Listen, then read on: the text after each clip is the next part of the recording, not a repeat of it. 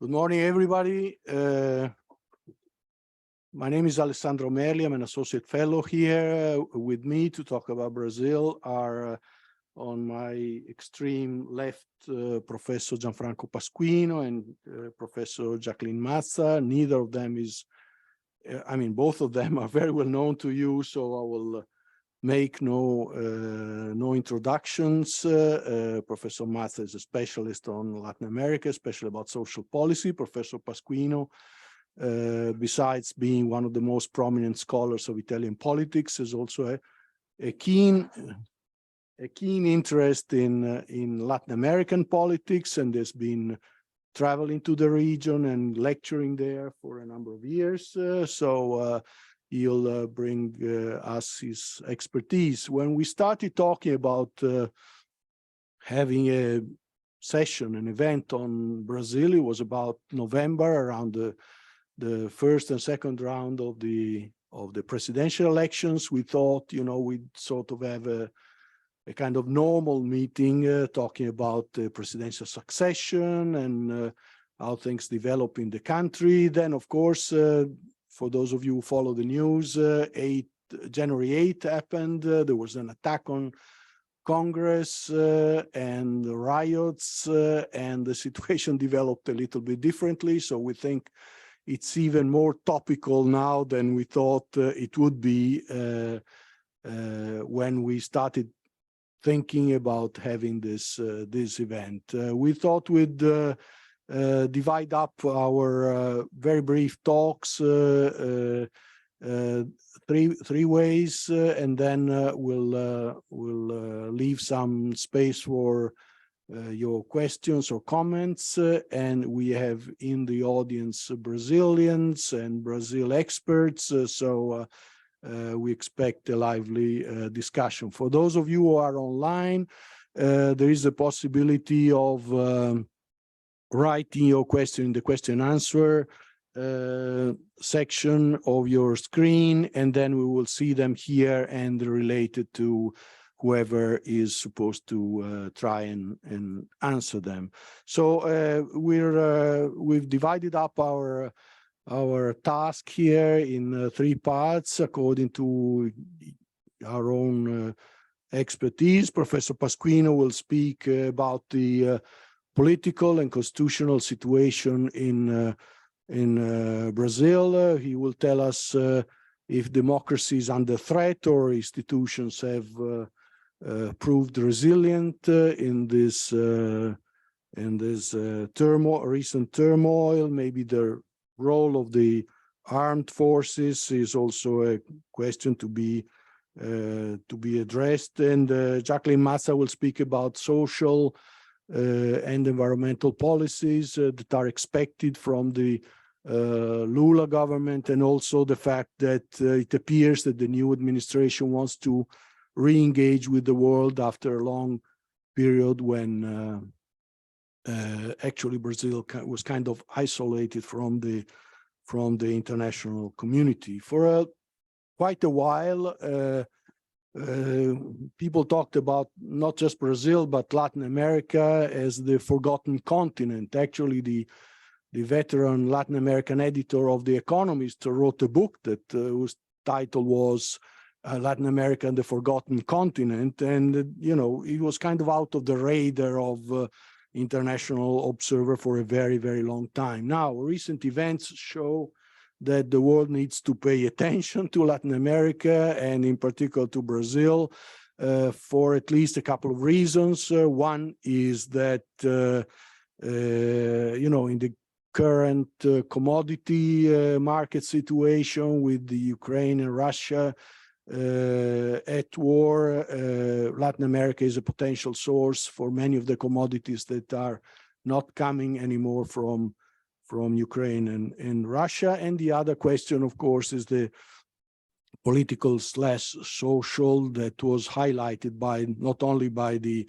turmoil in Brazil, but by the riots in Peru and other areas. Today, we'll focus on Brazil after the attack on Congress. If I may do a 2 minutes recap of presidential politics in in Brazil in the past 10 years. You will recall that Lula, for those you are very young, so you may not recall all the steps. Lula was president already for 2 mandates between 2003 and 2010, and then I'll talk a little bit about the economy and his economic policy at the time and how they will differ from now. And he rode the wave of commodity price boom and international engagement. He was so popular that when he left, he anointed his successor, was Dilma Rousseff from his own party, and she in turn proved very unpopular and ended up being impeached in 2016 for some fiscal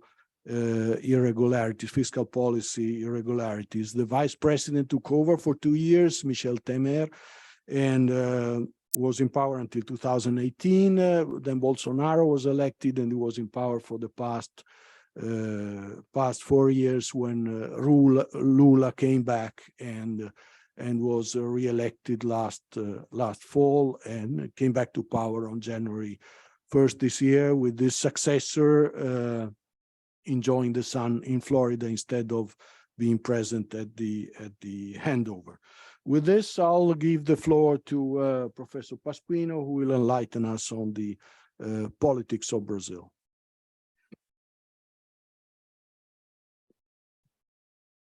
Thank you. I'm pleased to be here, but I have to confess immediately one major problem. I'm technically and officially deaf. It is my ear, it doesn't work because of a turbulent landing and probably because of something else. So I will have some problems in hearing your questions, but I do my best. The second element is that I've decided that I'm going to mix my private life with public events. And so I start with private and then public events will follow. Because on a sunny Saturday afternoon, June 10, 1967, I got a master's degree in international relations from SAIS at Homewood in Baltimore. And 1 week after I left, I flew to Sao Paulo, Brazil. It was my first encounter with the country for very many good reasons. I was going on vacation.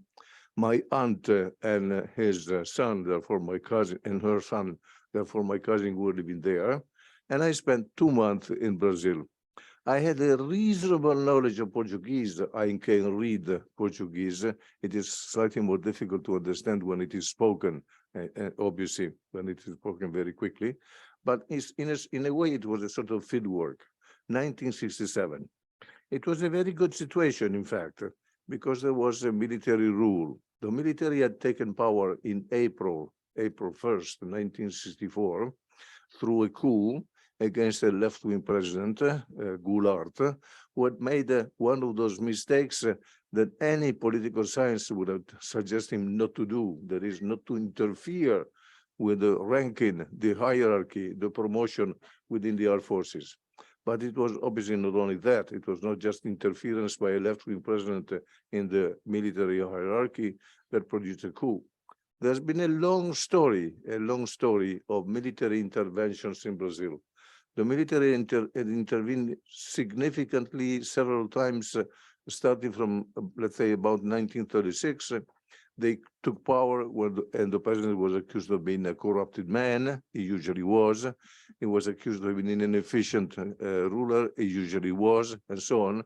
But the military were never capable of producing a significant change. So they intervened. They obliged the president to resign.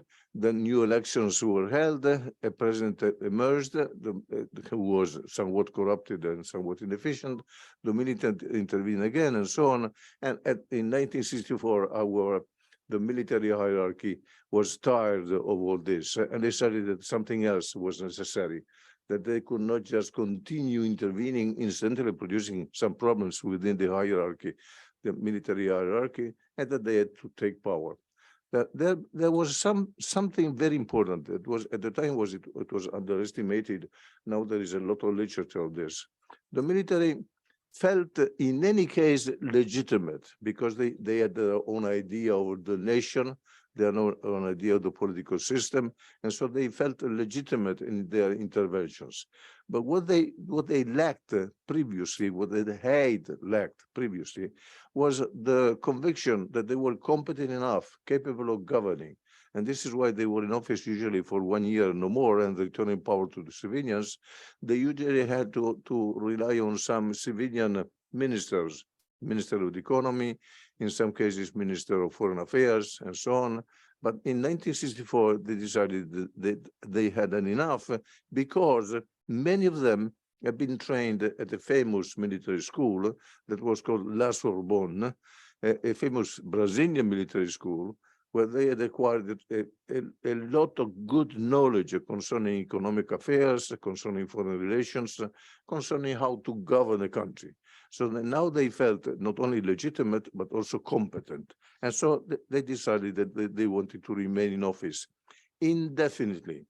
Their statement, as you know, you make a military coup, then you go to the radio, to the television, and you provide a statement saying, well, we had to do it. We want to save you, Brazilian people, and so on and so on. And usually they say, but we will return power to the civilians. There was no sentence concerning the return of power to the civilians.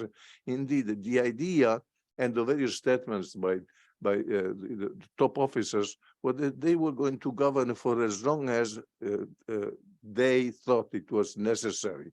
So this was the beginning of what you may call not just a military government, but a military regime. That is, we are going to stay here until we have totally reshaped the political system, totally reshaped the economic system, and in a way also totally reshaped the cultural system, because there was an attempt also to change the culture of the Brazilians. Obviously, a very difficult thing to do, also because there is not just one culture.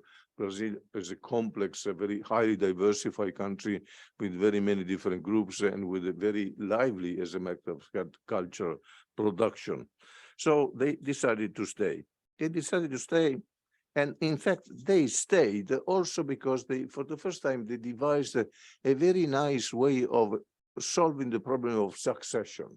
There's usually military governments have a problem. You start with the leader of the coup. The leader of the coup is there for some time, and if he dies, there is a struggle for power.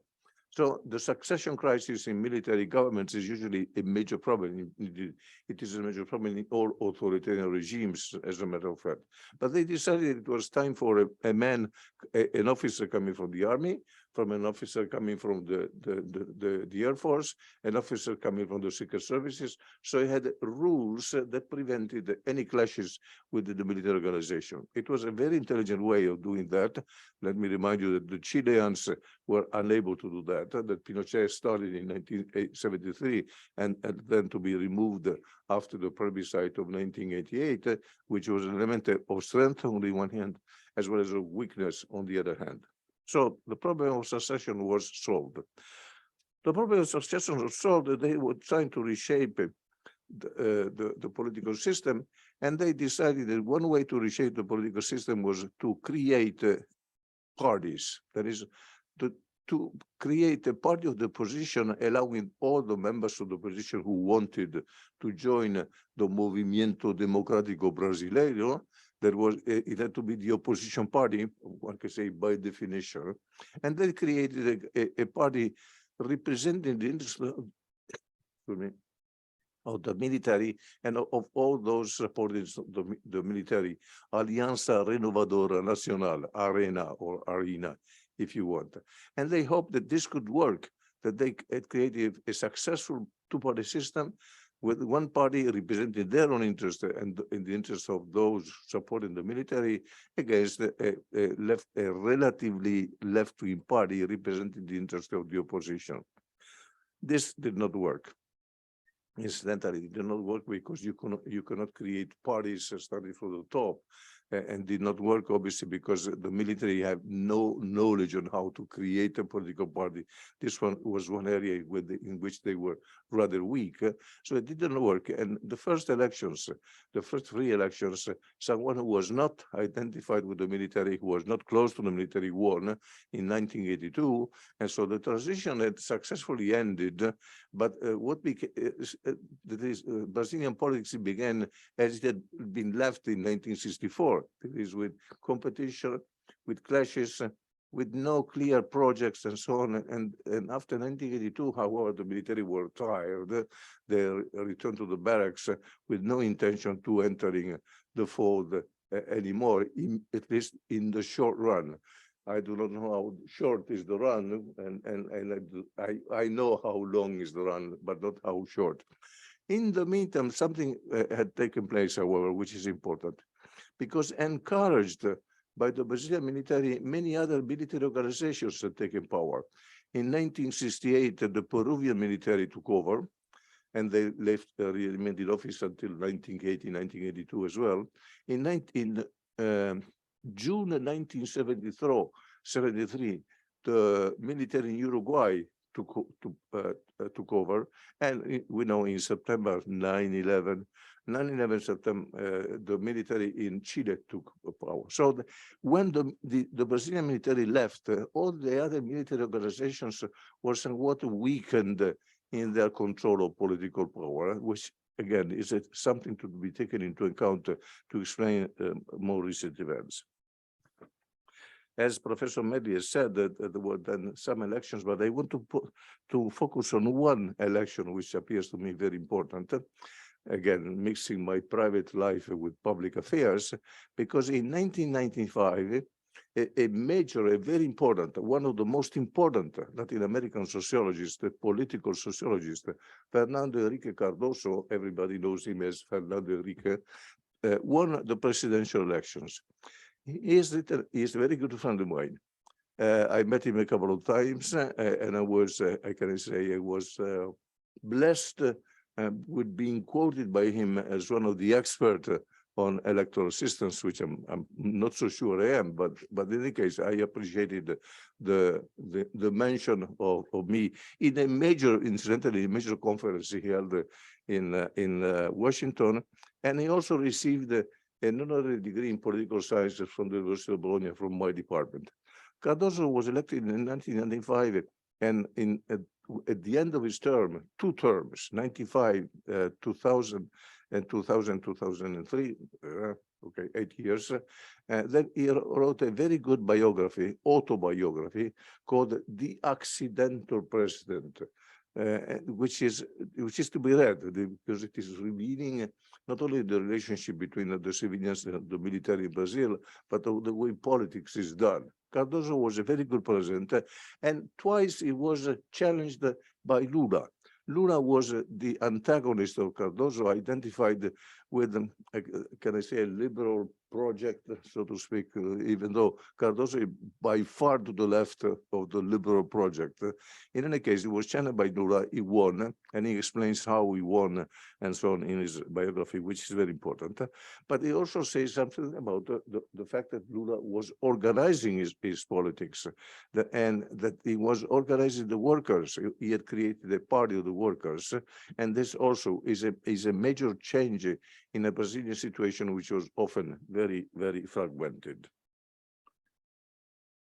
Okay. Lula won, and he was in office for 8 years, between 2003 and 2011, and then there was a problem of finding a successor.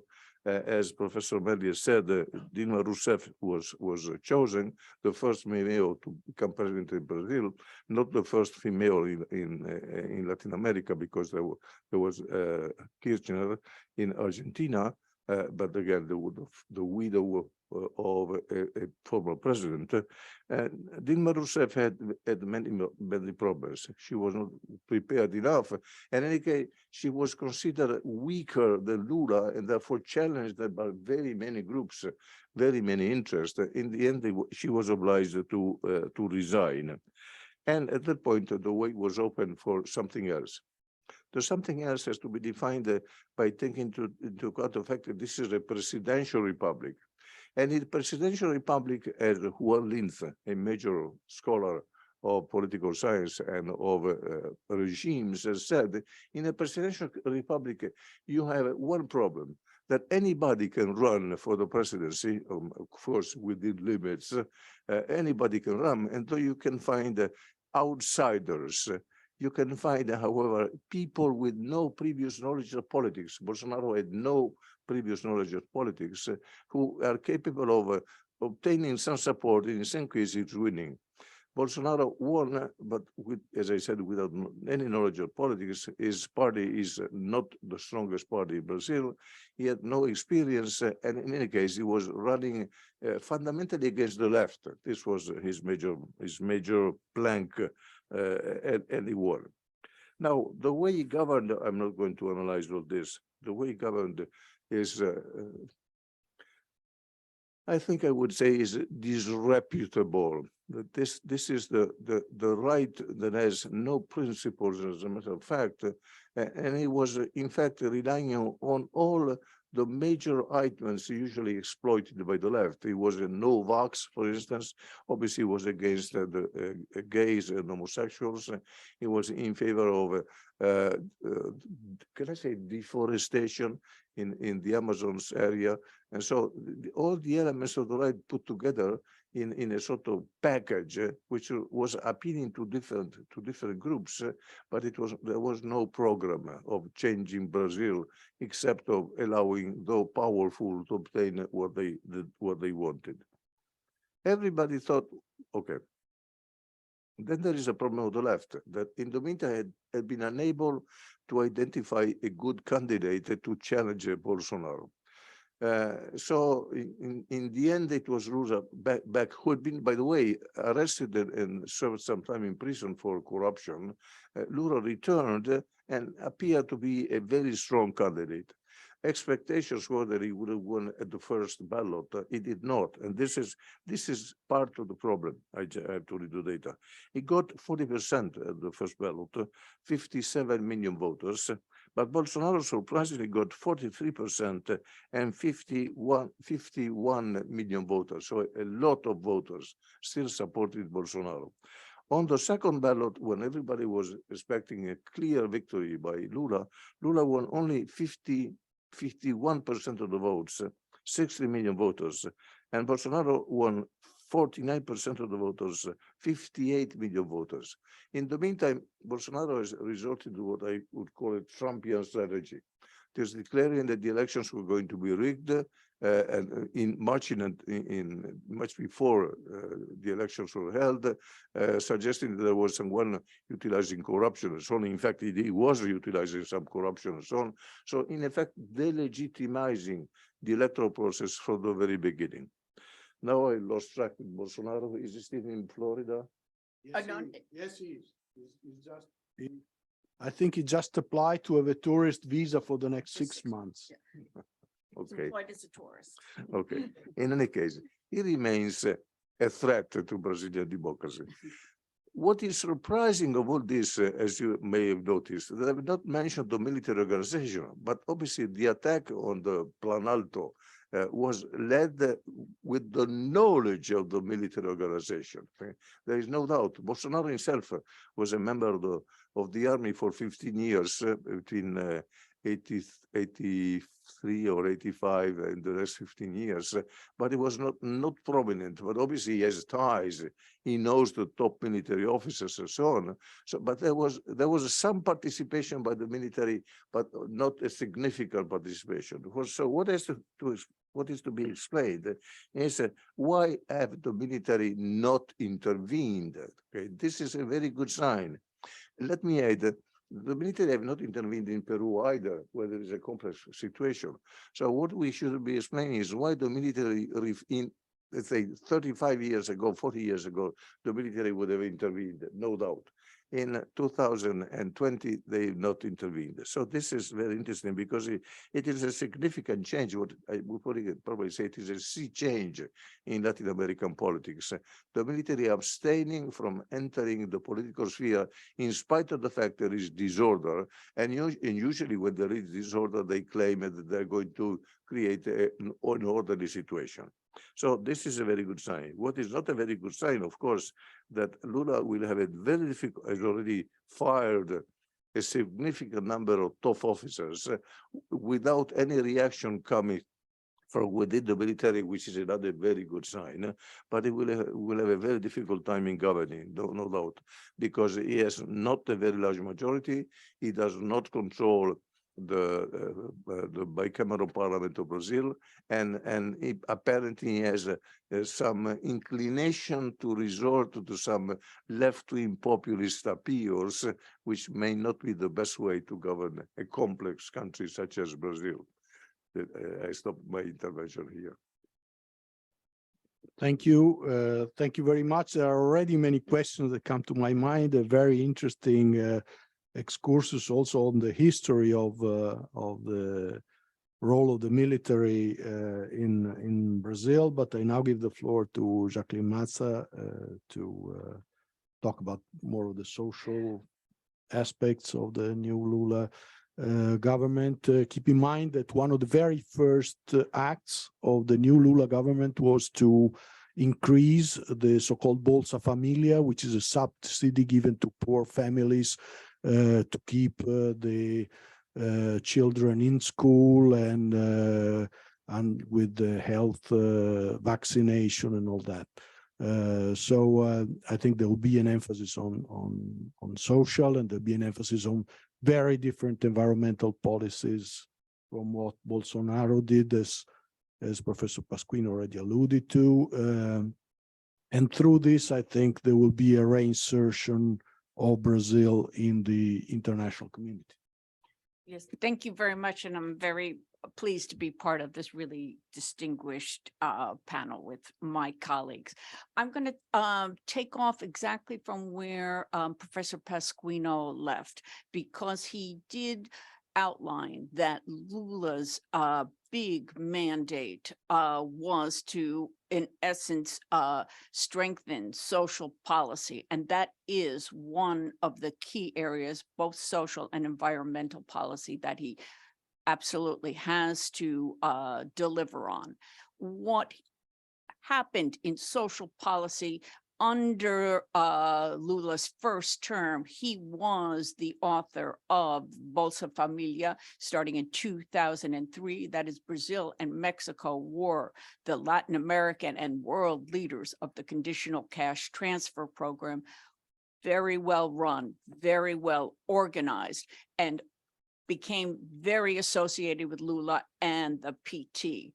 So under Bolsonaro, Bolsonaro had lots of complaints about the way he ran the COVID policy, but he benefited from the existing Bolsa Familia program by using that as the emergency assistance under COVID. That is, he greatly expanded those who could receive Bolsa Familia. He made it unconditional. It became, in essence, the welfare program under COVID-19. He had increased the amount of Bolsa Familia to 5 times its original monthly amount and greatly increased who could receive it. It was probably the most, it was definitely the most generous COVID program in Latin America and pretty much in the sort of world scale of generosity during COVID-19. But then in October of 2021, he finally had to end the emergency part of COVID-19 and return the welfare payments to just those who qualified for being poor. What he decided to do was to rename it, and this is a very Latin American thing to do, just rename the program so it becomes yours rather than theirs. He renamed it Auxílio Brasil. It still was cash transfer payments to the poor. He kind of combined a few programs. It really was essentially the same thing, but he wanted it associated just with him. In fact, he wanted to spend millions of dollars just to change the cards. So in essence, just before the elections, he would look like the deliverer.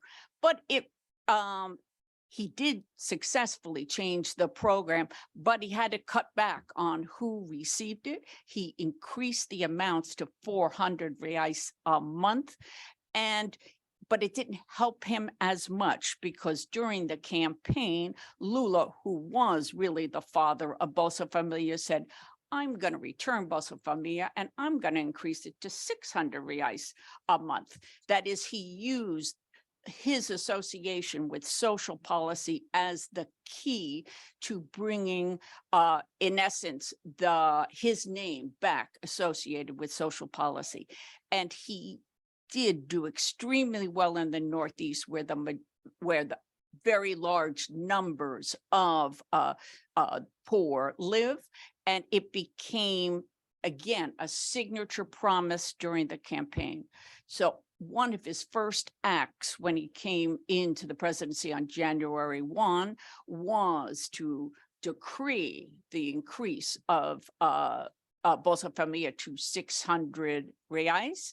And then just formally in January 31st, he has formally eliminated the name Auxilio Familia, and he has returned it to his name and his association. But now he's going to be in difficult straits to deliver, as what Professor Pasquino alluded to, because now we've got much greater fiscal constraints for Brazil. The economy is not doing nearly as well as it was doing under Lula's first 2 terms.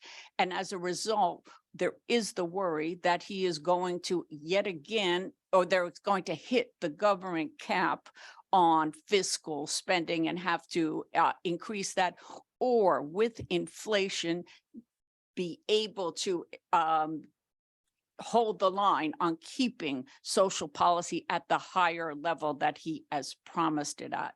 He's also promised to increase the minimum wage, which again will be the 2 aspects of social policy he must deliver on.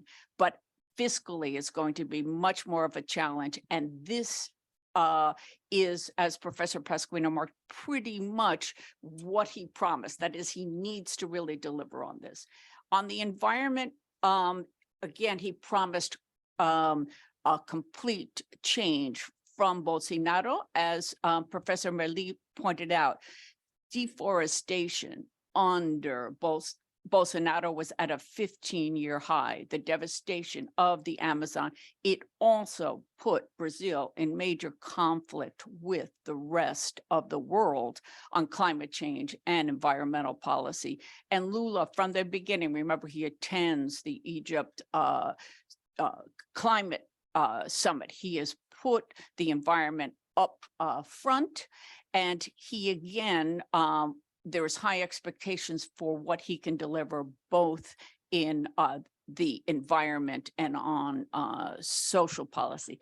He's going to have problems, though, because the big conflict in Brazil is between the environment and the Amazon and agriculture. So everyone is looking, who is he going to appoint to the agricultural ministry who could manage a pro-environmental policy and an agricultural policy that can continue Brazil as an exporter. So to move us then, Brazil on the international stage, like a collective sigh of relief when for the international actors when there was the transition from Trump to Biden. The Bolsonaro foreign policy had been chaotic, anti-COVID, international engagement. So most see Lula, in fact, all see Lula as a veteran, savvy in terms of international relations. maybe not a new foreign policy, but certainly returning Brazil to the principles of its foreign policy that were under Lula, particularly the role of Brazil as a leader in the Latin American region and in multilateral institutions. He said a lot about this already, and we can see him moving in that direction. For the United States, this is all welcome. Biden's opening to Lula. He has invited Lula. He's coming on February 10th to the United States, which is a very good sign. And you will see some climate and environmental actions up for sure. The real conflict with the United States will likely be over Ukraine. Lula has said that he is going to be neutral towards Ukraine. Brazil is in a bit of a box because they are the largest, Russia is the largest source of fertilizer in Brazil. They are, China is their largest trading partner, and they have criticized the United States for, quote, not doing enough to prevent the Russian invasion of Ukraine, rather than criticizing Russia for its invasion of Ukraine. So I think that's going to be a bit delicate. That is, how well could Lula maintain this kind of neutrality on Ukraine in the Western alliance? The US will be looking to Brazil to retake its leadership on Haiti after the 2010 earthquake. Brazil, in its multinational role, really took leadership in the recovery effort. We wish that would be true in the current chaos that is now Haiti. It will be difficult fiscally and institutionally for Brazil to play that kind of role. Things are even more complicated now in Haiti. I just wanted, but for Europe, for example, Lula really is demonstrating he wants to work more multilaterally. So he has called for Brazil to go back to negotiating and finishing the trade agreement with the EU and Mercosur. He is trying to prevent the Mercosur members from breaking off for small little trade agreements. He was just in Uruguay, basically telling Uruguay, please don't sign a Uruguay-China agreement. Let's wait and do a Mercosur-China agreement after we get an EU. So he's being very savvy and very delicate about this new entry into foreign affairs. I just want to leave it there, but I just wanted to compliment a little bit what Professor Pasquino was saying about the modern role of the military in Brazil.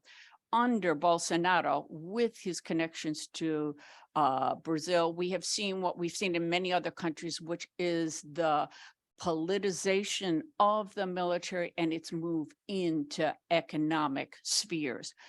It's almost complete in the case of Venezuela, but in the case of Brazil, 1/3 of the government ministries were given to the military during the Bolsonaro years.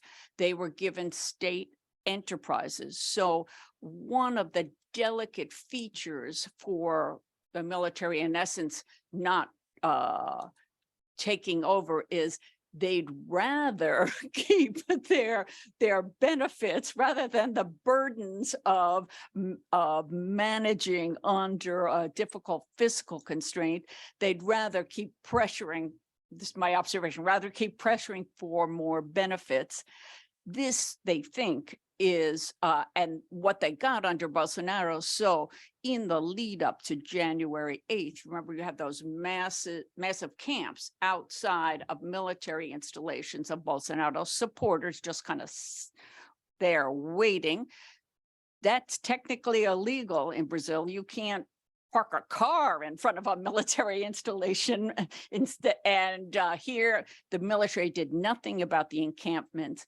And the big question on the investigations on January 8th is it's clear the military allowed the Bolsonaro supporters to coalesce.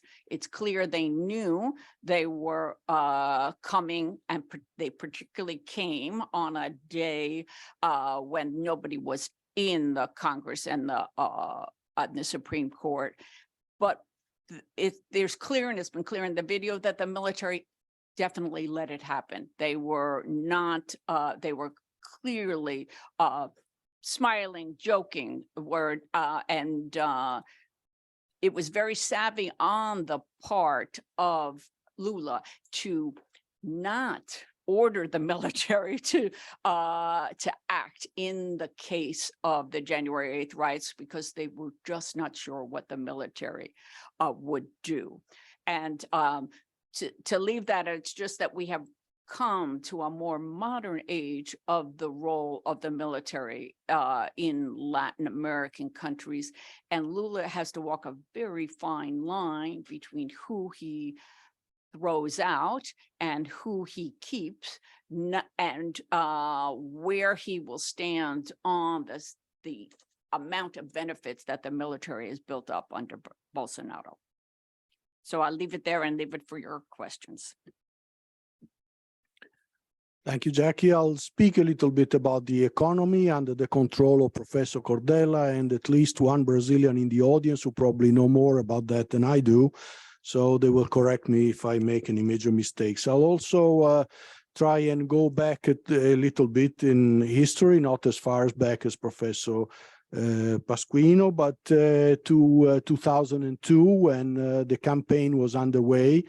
And it was becoming clear then Lula would be elected at the election in the fall, and the markets were not taking it very well.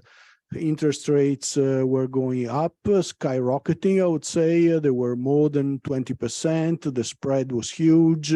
There was a serious possibility there would be a major financial crisis right before or right after the election. So what President Fernando Henrique Cardoso, who made everything possible to ensure a smooth transition of power, and that was his, I think, his signature in Brazil politics, more than, or at least as much as what he did as finance minister and president. He ensured that a smooth transition of power, and he had Lula sign a letter saying that he basically adhere or would respect what were the main tenets of economic policy until then, and this reassured the markets and prevented a major financial crisis. What was this orthodoxy that had been respected during at least the second mandate of Fernando Henrique Cardoso, which was the brainchild of the president of central bank, then a prominent Brazilian economist, Arminio Fraga, was based on what the Brazilians call the tripé. It's a three-legged stool, which is based on delivering low inflation through monetary policy, a disciplined fiscal policy, and a flexible exchange rate. So Lula subscribes to that also because he understands for the first time on the Brazilian left that inflation is actually, which was rampant in Brazil for many decades and was only defeated after the 1994 monetary reforms by Cardoso. He understands that inflation is first and foremost an enemy of the poor, and the poor are Lula's main constituency. So he realizes that he has to keep inflation low, and to do that, he adopts basically a very orthodox economic policy. Basically, the tripé that was instated by Cardoso and Fraga is maintained under Lula, and it works. It also works because external conditions were at the time particularly favorable. There was a commodities boom, which of course favored Brazil and in terms of trade. There was the emergence of China in in dealing with the world economy, and China was a huge importer of everything that Brazil exports. Also, there was abundant international liquidity. Financial conditions were very loose, so capital was attracted to emerging markets, and in particular the ones that were perceived to be well run, like Brazil. If you look at the situation now, as far as the external situation is concerned, we see the commodities are, after a boomlet, after the Ukraine invasion, are retreating. The position of China is not at all clear after, the removal of the COVID restriction. For a while, China was frozen out. Almost of the world economy is now returning, but probably not with the same importance as it had in the early 2000. And also there are tightening financial conditions around the world. Most important central banks are raising interest rates and raising interest rates fast. So the situation is different. What happened also in the meantime is that Dilma was the anointed successor of Lula, reversed many of his positions on economic policy, in particular, adopted the looser fiscal policy, and exerted a lot of pressure on the central banks to lose a monetary policy at the wrong time. So where are we now? We are in a situation where GDP in Brazil is probably going to slow very substantially. Didn't have much of a rebound after the Ukraine-induced crisis. Also, the contraction was not as strong as in some advanced country. In 21, Brazil grew about 5%. This last year supposed to have grown about 3%, is slowing down to half of that this year and probably next year, according to the IMF calculations, and also the government and the central bank's own calculations. So growth is slowing. Core inflation is still high. Headline inflation is above target. Is around now slightly less than 6%. The interest rates, just yesterday, the central bank decided to keep it unchanged at 13.75, so much higher than in other countries. And Lula started to give out some signals after he was elected and after he returned to power that are a bit confusing to some in the markets who probably think of the first Lula. So he started signaling that he will need to spend more, so the fiscal will be under pressure. You have to remember that debt to GDP ratio in Brazil is 80%, which may sound not very high from, for us who sit in Italy, where the debt to GDP ratio is twice that, but it's very high for a developing country, which with occasional difficulty in raising capital. And so he started saying we'll need looser fiscal policy, raising social expenditure. He started to instill some doubts about central bank independence. There was a bit of a reaction to that. Funnily enough, in the first few weeks of the Lula government, foreign investors, maybe with the memory of Lula 1 and Lula 2, brought money into Brazil. So money flew in Brazil and flew out from the Brazilians. The Brazilians are the one taking money out of Brazil at the moment. Is that because of ideology? Some of the people who are taking the money out are people who who believed in Bolsonaro. We don't know, but the fact is that domestic investors are taking the money out. Foreign investors, for the time being, are putting the money in.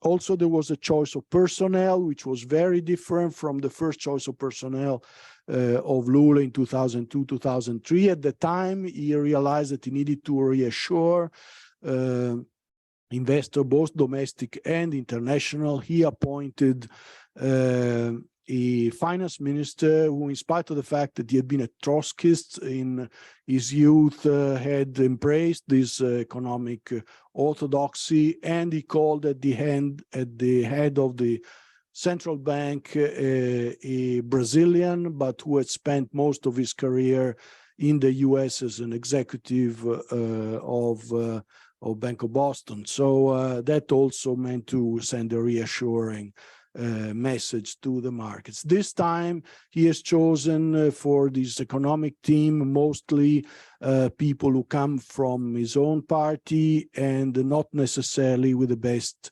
know-how in economic matters.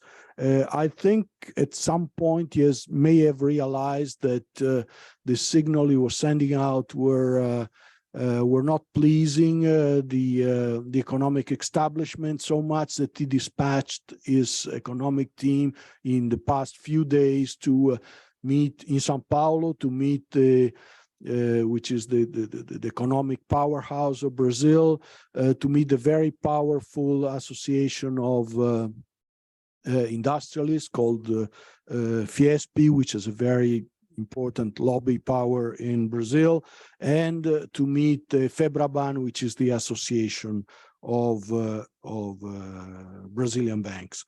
So there are many question marks to the choice of policy that Lula will make in this third term. Is probably not the Lula of yesteryear, and at the same time conditions have changed. One very, I would say, oddball suggestion that has come out from the Lula government in the few weeks they've been in power is that they should start thinking of a common currency with Argentina, which I think is a ludicrous proposal, considering that Argentina has inflation at 90% plus, totally, economic policy is totally out of control, and it's impossible to see what Brazil has to gain from that, other than, again, giving a signal that he wants to, strengthen the ties to the rest of Latin America, and in particular to the Mercosur countries. This would be anyway a very, very long-term project, but it sounded nonetheless as a very strange proposal coming from a government who just installed. I'll stop here, and we will take your comments or questions, and if you, as usual, give your name and country of origin, it would be good.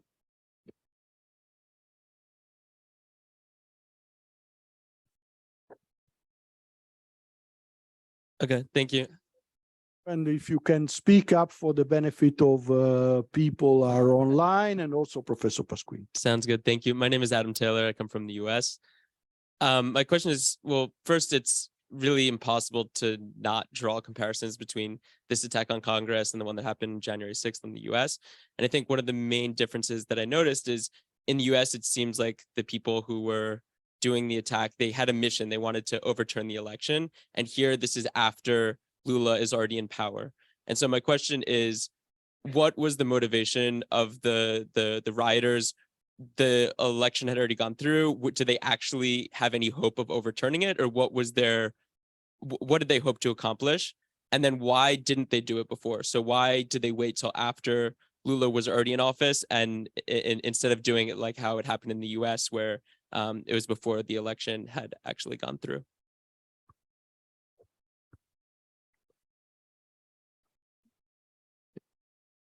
Well, they were getting organized. That is, it was something growing within Brazil, and we have not mentioned one very powerful, I don't know if I can call it organization, association, the evangelicals. The evangelicals are very much together with Bolsonaro, and they never accepted the victory of a left-wing president.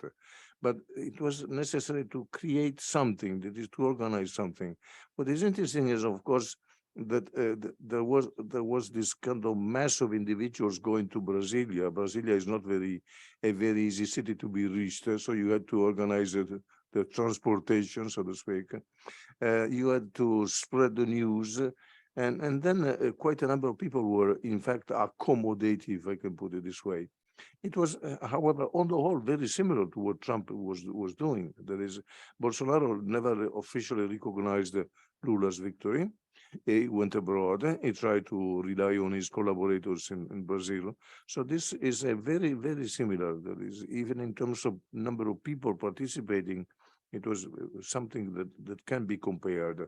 And it is a very ominous sign. There is when right-wing populist politicians will lose future elections, and very many of them will, are they going to organize this kind of reaction? If you do not accept electoral results, you are really putting in danger, at risk, the entire democratic process. So this is something that I would probably stress. Let me add something, because you are right, there were very many military in Bolsonaro's positions, but they were scattered. And they were thinking about themselves. They were thinking about their personal future. This is why they could not organize, and they did not want to organize. So indeed, there was some acceptance of the fact that the military may be there. They did not react against the crowd, but they did not participate actively. And I would not just go so far as to say that they were just waiting for what was going on. No, they were not really willing to challenge the results of the election. Did I ever answer your question? Okay, good. Yes, Jackie. I just want to compliment a few things that Professor Pasquino has said. One, we do see a difference in the active role that Trump played in what the scenario would be. That is, Trump calling people to this constitutional moment in the United States on January 6th, and working behind the scenes, not behind the scenes, quite openly about challenging the state's results. And it wasn't just the protests. If we look at the series of things that it is to challenge the series of fake electors, that is, it was a range of strategies, and finally the rally. But what's different in the Brazilian case that came later is that the Brazilian right, in not challenging Lula's election, still wants to undermine Lula's rule. And that's exactly more of the motivation for the riot on January 8th, because it was when they weren't trying to stop any process that was happening.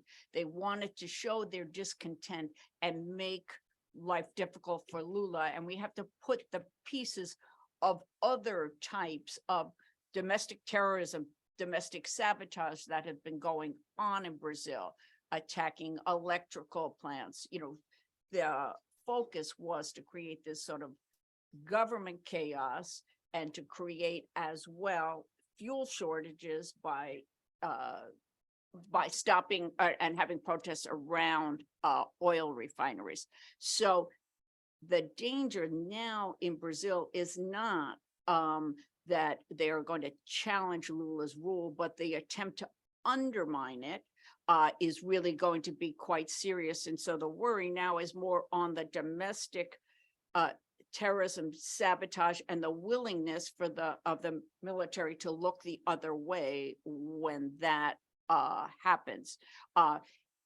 And as a result, where it's going to be interesting how far Lula can go in the investigations around January 8th. But I think we have to remember, they did have different objectives, and the objectives of January 8th will still be present in Brazil, and we're going to see elements of that.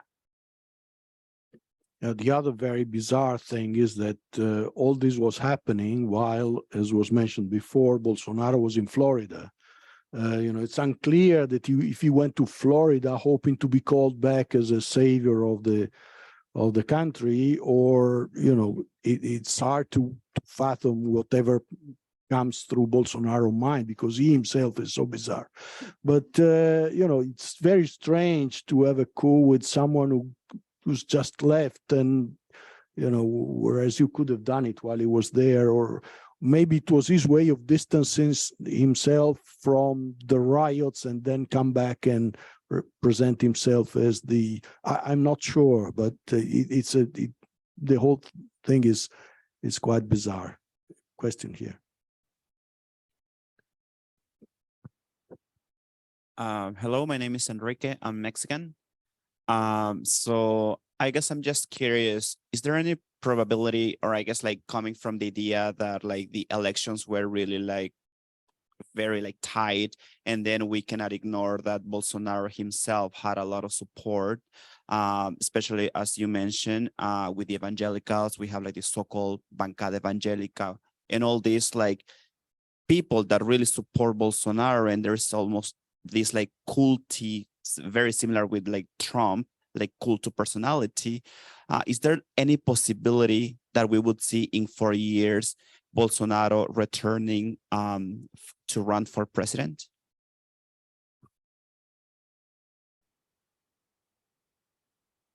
If I had sort of a clear idea about Bolsonaro's future, I think I would not tell you about Goldman Sachs, the Boston Bank. That is, I will sell my information. Or in any case, it is obvious that Bolsonaro is, I think he's in waiting. I will put it this way. In fact, I thought, and he went to Florida and waiting to be called as a pacifier. You are the only one who can return the country to a peaceful state. Okay, and so I think he will plan to come back. I'm not so sure he will have enough supporters at the time, because you need a sort of a relatively strong party unified around yourself. Lula, we should not forget it, is 77 years old. So in 4 years, he will be 81. But apparently there is someone in the US who will be 80, 81, who plans to run. So do not discard the possibility for we old people to have a second life, a third life, a fourth life, and so on. So but the answer is not there. It depends on how many ambitious people there are in the area of the right of Brazil. But as I said, the presidential elections are unpredictable, because if you get the support of some powerful groups, then you can put up your candidacy, and then it is up to the voters. So I would put it this way: it is not impossible. Yeah, I wanted to add some, because I agree it's not impossible. And in a sort of parallel with Trump, there is an attempt to see if there are a legal case against Bolsonaro, which would legally make it impossible for him to run. And that really is happening. And it's the question of whether at some point under the Lula administration, he would be indicted or asked to come back from Florida. Again, I think it's also possible, like under Lula, who went to jail and then was allowed to run for president, that you know, whether that would hold even if Bolsonaro was convicted, whether that would hold him back from a future run. And it's sort of ironic, it's exactly what's happening with Trump and some attempts at legal cases to, in essence, make the case that he legally can't run in 2024 in the United States. And ironically, the Republicans in the United States are pretty silent first about challenging Trump when they keep saying he's the past, not the future of the party, and they are equally silent about legal attempts to get, in essence, to find a legal reason why Trump is not allowed to run in 2024. Professor Cordella, let me remind you that Professor Cordella was one of the main experts on Latin America and Brazil at both the IMF and the World Bank, so he knows what he's talking about. I'm not sure I know what I'm talking about. But let me just give a slightly different perspective on what, on my point of view, are the main risks that the current administration is Brazilian facing. On the one hand, I think that actually the sort of tentative coup, whatever we call it, somehow strengthens Lula's position and gave some political capital that can spend in his administration. But I think the main risk is really fine is mainly the political situation, the lack of control of Congress. So if you saw yesterday the election of Pacheco as president of the Senate, mainly with all the backroom deals, is very reminiscent of the Lula of the Mensalão. And at this point, I really think that the main constraint is not so much in pursuing a more egalitarian or distributive fiscal policies. In the sense, if you look at the plan, the constitutional amendment that we remove the fiscal cap, the amount in which it is touched by social policy is pretty low. I think it was like 25 out of the 65 billion. So the main thing is how there is a lot of pork fat to be redistributed through the political system. And for me, the most red light was the nomination of Aloysio Mercadante as president of BNDES.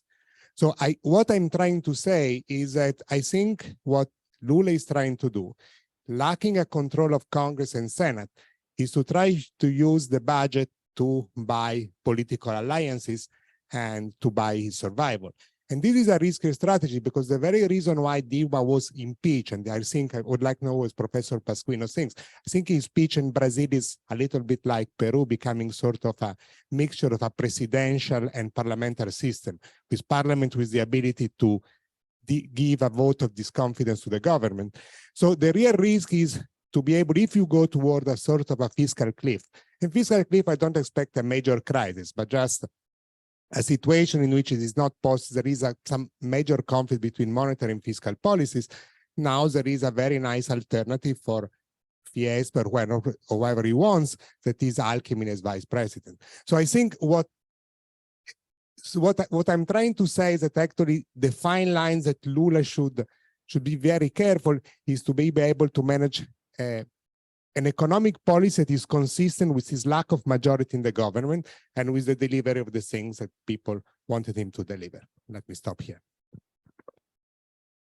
Thank you very much. I think it was more a comment than a question. I just add that there is this old joke in Brazil that Brazil is a presidential republic modeled on the US. Unfortunately, its parliament, its Congress is like Italian parliament.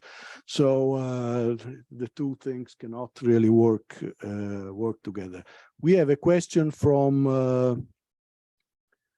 our audience online, and Evan from the US asks, he says that he's seen claims that Brazil's drug cartels were happy about Lula's election. I'm not sure what the source for this is, but could you speak to the approaches of Lula and Bolsonaro to that problem?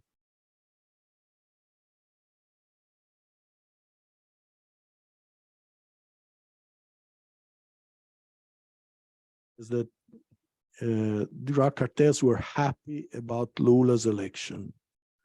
Would you speak to the approaches of Lula and Bolsonaro to the problem? I strongly suggest against the thinking that politics will bring you happiness. Forget it. This is not what politics can do. At the most, politics can construct the conditions through which you will look after surge happiness. Obviously, 50% of the Brazilians are happy that Lula has won, and less than 50% are unhappy. We cannot have, in fact, evaluate the amount of the intensity of happiness. I would say that the intensity of the right is usually higher than the intensity of the left. And this is, in the case of Brazil, is somewhat that worries me. That is, the intensity of the opposition to Lula was very high. There is a bitterness against Lula. There are complaints going back to the past. So this is something that is somewhat preoccupied. Otherwise, I would say that the problem in politics is how to create, how you shape, how you can I say, produce a coalition of the various groups who have supported you. If behind Lula there is in fact a coalition or not, this is something that is very difficult to say. It is quite clear that there is a coalition behind Bolsonaro because the evangelicals are very, very strong.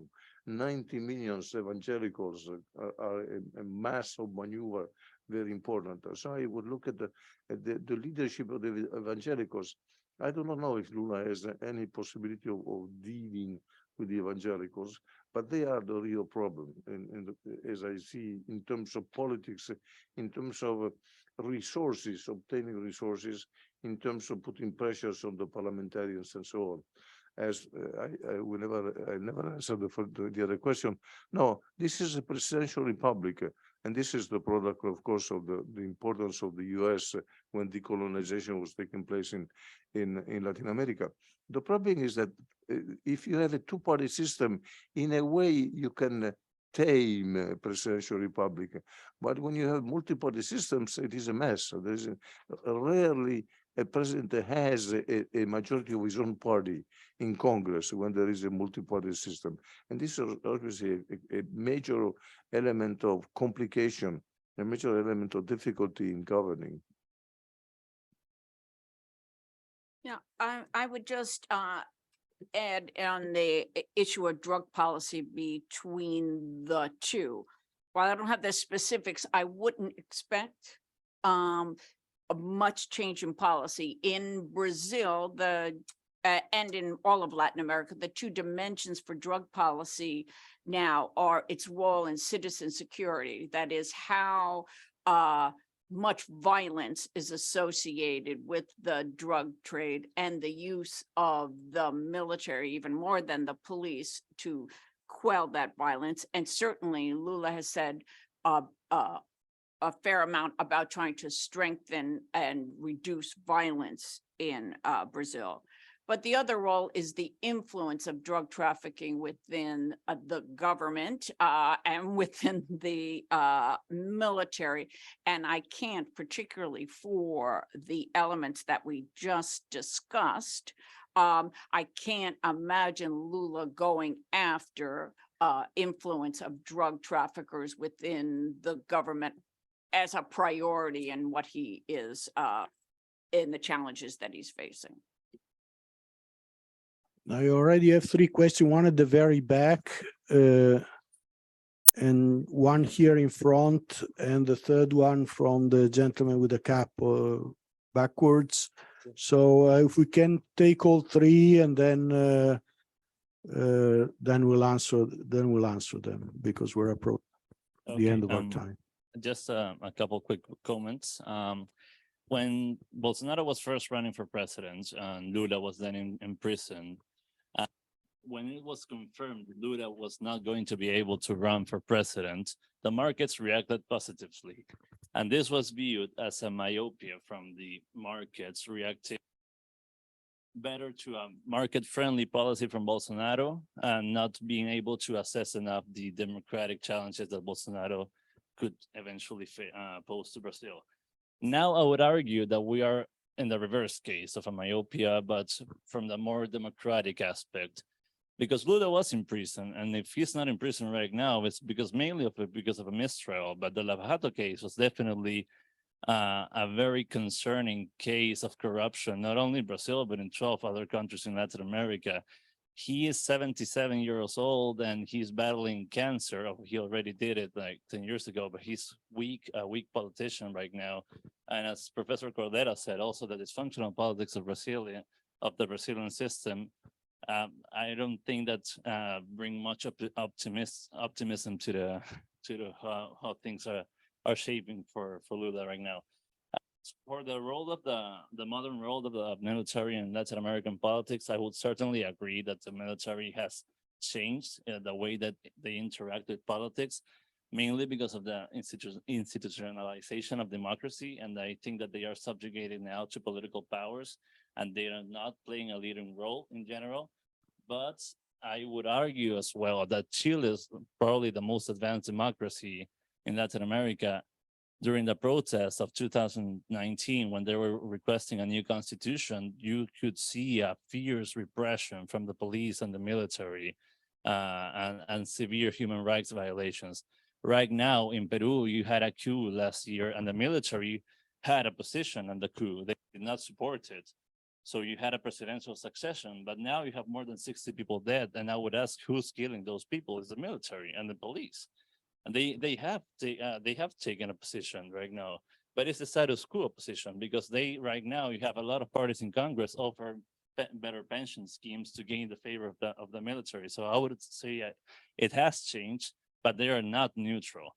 They are following their own political calculation. I would say that maybe we can discuss a little bit more on that aspect and not just remain on the fact that, yeah, we don't have military coups anymore, but yeah, because they know that people are not going to support them, but they have different ways of intervening right now.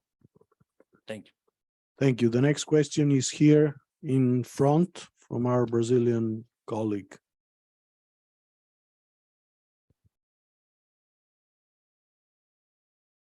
I don't know if maybe I should speak now. I just wanted to make some comment. I don't know if the other question was more. I think it's been a very nice discussion. I think we've been given a 360 on not only the current politics of Brazil, but a little bit of Brazilian history.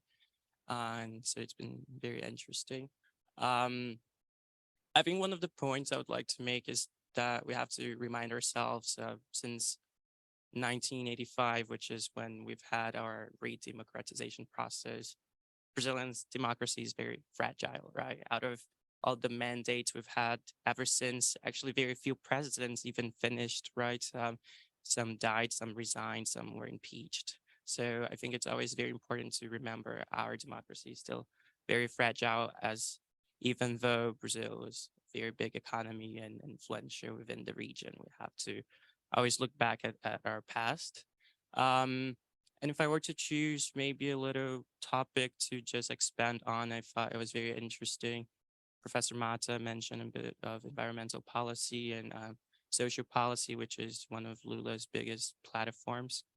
And I think it's actually Brazil's biggest leverage right now to re-enter the international arena is the environmental agenda.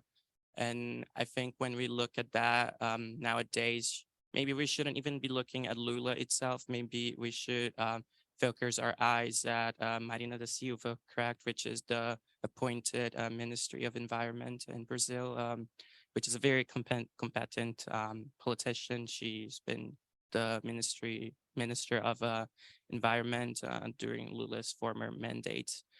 We've actually even had a change in the name of the Ministry of Environment. Now it's called the Ministry of Environment and the Climate Crisis, which is a very interesting sort of addition to the agenda. We've and adding to this ministry, now Lula appointed actually, I think 37 ministries, right, compared to 26 during Bolsonaro's mandate. We have some very new ones that I've never seen before. Now we have the Ministry of Racial Inequality. We have the Ministry of Indigenous Communities, which is very actually tied to the Ministry of Environment, especially recently with the situation of some indigenous communities we've been seeing Brazilian politics. Yeah, we've touched upon economics, Latin America's integration, and I think, as was pointed by Professor Mazza, China is Brazil's largest trade partner and plays such an important role in our economy.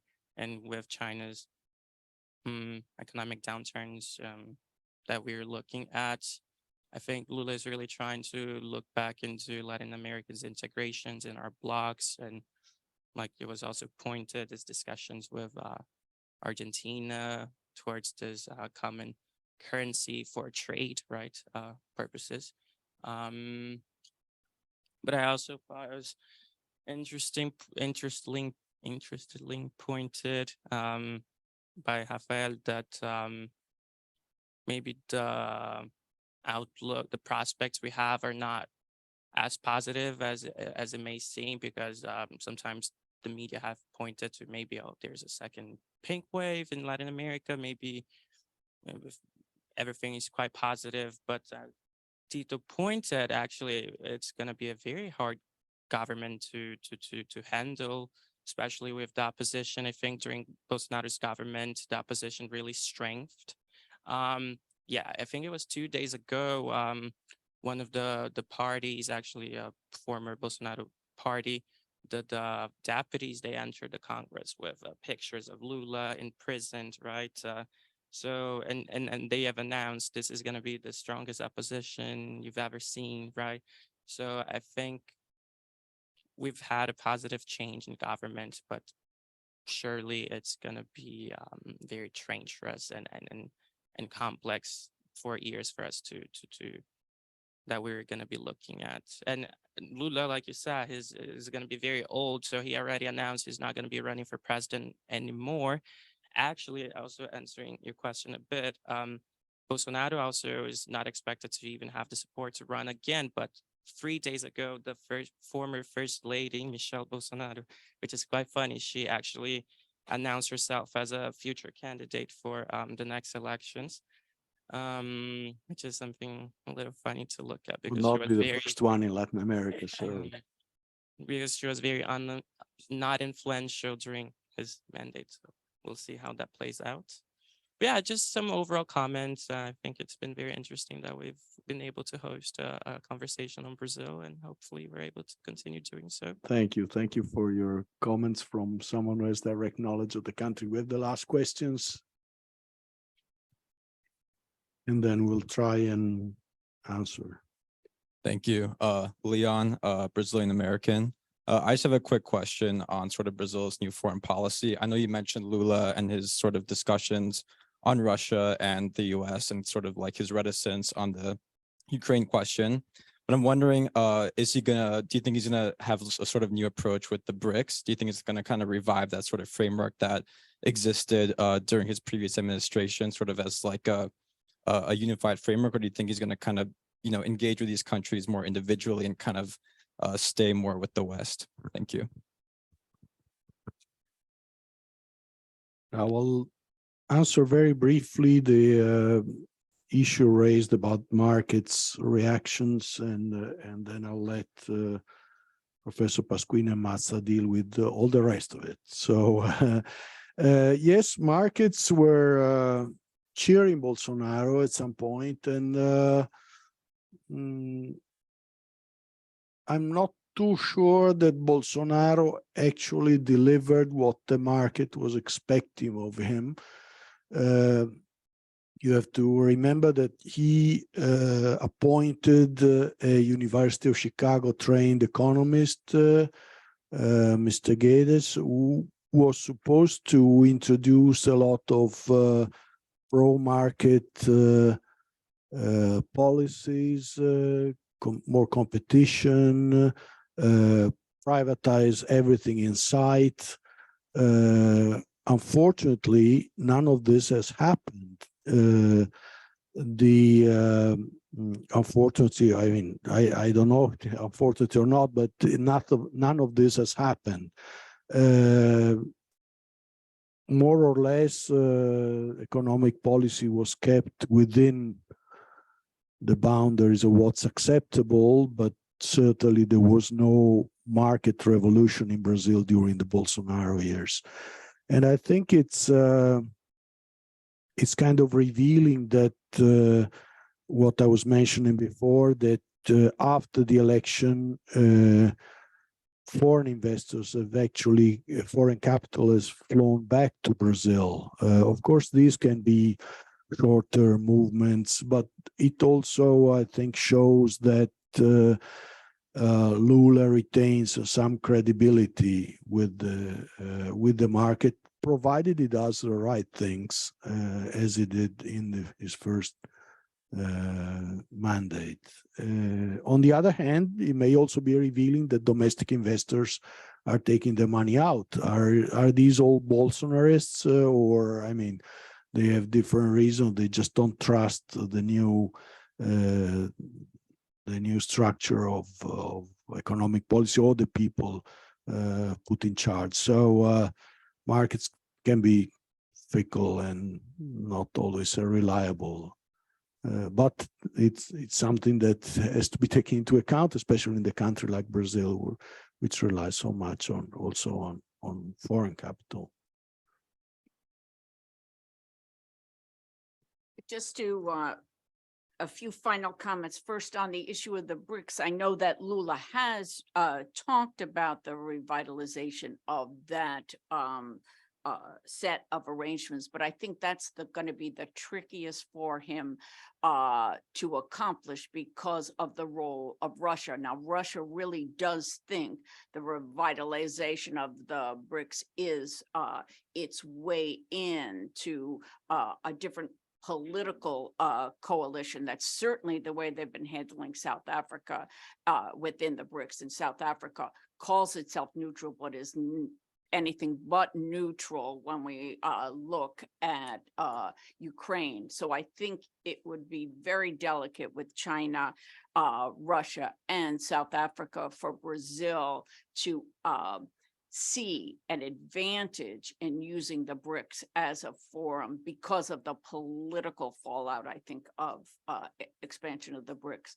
I think he's likely to push more on the European Union and even separately with China than to use the BRICS forum per se. I also just wanted to add a few comments for points that Professor Cardella made, which I think really it is absolutely true on social policy that it is not going to tip the scales one way or the other, but it is certainly what they say politically. So when the fiscal cap was reached in December, the comment was, well, of course, I'm for this increase in the monthly amounts of, at that point, Auxílio Brasil. That is, even if it doesn't tip the scales, it's politically what you can use to either to support the exceeding the fiscal caps. What I meant was that what social policy will inevitably be the political point from which, if they can't increase the fiscal cap for inflationary, other economic reasons, they may use a fallout of social policy, as the excuse one way or the other. But you also raised a really interesting point about the lack of majority in the Congress, because the elections that were yesterday are, being touted as a victory for Lula, basically because the Bolsonaro guys change sides, for now. And I think that Lula is going to try to portray that he has a mandate in the Congress, and it's going to be very quickly that we're going to see that that mandate isn't very real. That is, that support to Lula was occasional for the moment, and we'll just have to see how that advances. Give the last word to Professor Pasquino. I've been lucky in starting the discussion, but concluding the discussion is a different story, of course.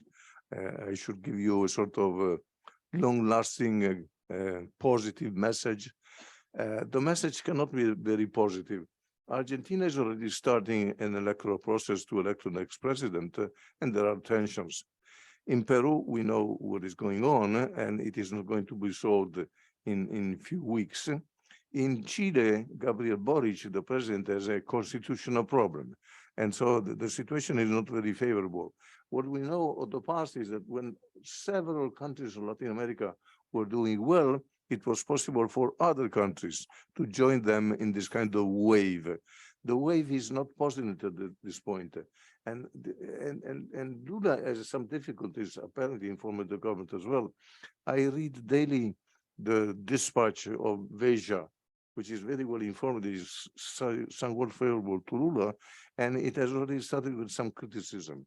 So what I can say is that he has the power, but not entirely, and therefore he is obliged to experiment, if I can put it this way. Some changes can be made, and we see the consequences of those changes. It is, however, a difficult situation, but I still believe that he has also some of the capabilities. Then some will depend on his supporters. We also know that in several cases, in not only Latin America, when you have someone who is in office, there'll be a reorientation of others. They're trying to support to obtain something in exchange and so on. This has somewhat started, but not enough. So can I say the forecast is that it is not a very easy situation, but Lula knows it that it is not a very easy situation. I have just one question is still in my mind. I do not really understand how Latin American countries, especially the country of the Mercosur, do not cooperate economically more intensely among themselves and rely on some other factors, China being a factor, Russia being a factor, and so on. There is the lack of understanding that if you cooperate, you can do better. If you don't, then you are left alone. No, you should.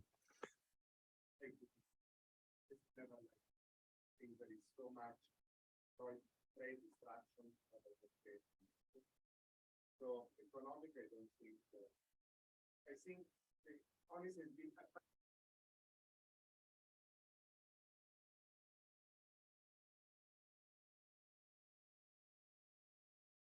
enough in the sense that I admit not to know enough, but the idea, you see, the idea comes from Europe. In Europe, small countries and big countries have succeeded in cooperating and in producing very good results. And I ask myself whether cooperation in economic affairs will not produce good results in Latin America as well. very high external ties. So the way in Europe, integrated with the rest of the world, cooperation was fine because you decide to buy from countries that were competitive. But actually, to lower the tariff within the Mercosur, and it keeps very high external tariffs, instead of buying commodities from where it is more competitive, you buy from Argentina or Brazil, keeping prices extremely high. So this is my concern. Okay, no, my last word is that Brazil is an important country, and so it is in the interest of the Democrats to support Lula's efforts. And I see some indifference about what is going on in Brazil, which is not very good, not very promising, and not very positive. Thank you. Well, I would just like to thank my co-panelists and all of you for being here and this very interesting discussions that we had. Maybe we'll do it at some point again and evaluate Lula government after he's been in office for some time and see how the Brazilian situation evolves. In the meantime, it's time for lunch. So thanks, everybody.